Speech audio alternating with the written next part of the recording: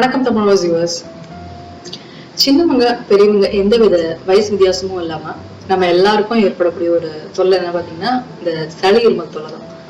இதுக்கு இயற்கையான முறையில் நம்ம எப்படி சரி செஞ்சுக்கலாம் அப்படின்ட்டு தான் நான் இந்த வீடியோல சொல்ல இருக்கேன். இதுக்கு தேவையான பொருட்கள் என்னன்னு பாத்தீங்கன்னா வெங்காயம், பூண்டு, 2 கப் தண்ணி, இவ்வளவுதான்.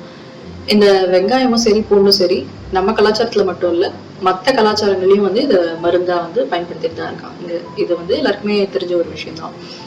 இந்த வெங்காயம் பூண்டு ரெண்டுத்துலயுமே அதிகப்படியா விட்டமின் சத்துக்கள், அதுக்கப்புறமா நோய் எதிர்ப்பு சக்தி, அது மட்டும் இல்லாத ஆன்டி பாக்டீரியல், அதாவது பாக்டீரியாக்களுக்கு எதிராக போராடக்கூடிய சக்தி, இதெல்லாம் இது ரெண்டுத்துலயுமே இருக்கு.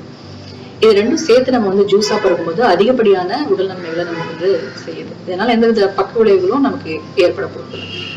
இதை எப்படி நம்ம செய்யணும், இந்த ஜூஸ் எப்படி செய்யணும் அப்படின்னு பாத்தீங்கன்னாக்க இதுக்கு தேவையான பொருட்கள் முதல்ல நான் சொல்லிடுறேன். 2 கப் தண்ணி, ஒரு மீடியம் சைஸ்ல இருக்கக்கூடிய வெங்காயத்துல பாதி வெங்காயம் மட்டும் எடுத்துக்கோங்க. அப்புறம் 2 பூண்டு பற்கள், இவ்வளவுதான். இந்த ஐட்டம்ஸ் தான் நமக்கு தேவை.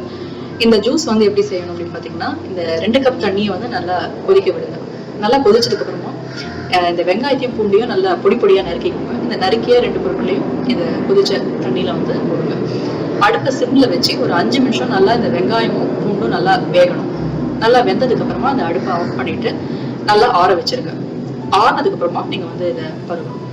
ஒரு நாளைக்கு நீங்க 3 இல்லைன்னா 4 தடவை பருக வேண்டியதா இருக்கும். இது உங்களுக்கு இருமலோ இல்ல சளியோ இல்ல நெஞ்சு சளி எதுவா இருந்தாலும் ஆரம்ப கட்டத்திலேயே இதை நீங்க பருகினீங்க அப்படின்னா உங்களுக்கு நல்ல ஒரு உடனடி நிவாரணம் கிடைக்கும்.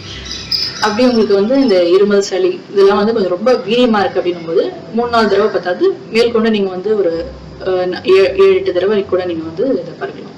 இதனால எந்தவித பக்க விளைவுகளும் ஏற்பட போறது இல்லை. முயற்சி பண்ணி பாருங்க, உங்களுக்கு யூஸ்ஃபுல்லா இருக்கும் நினைக்கிறேன்.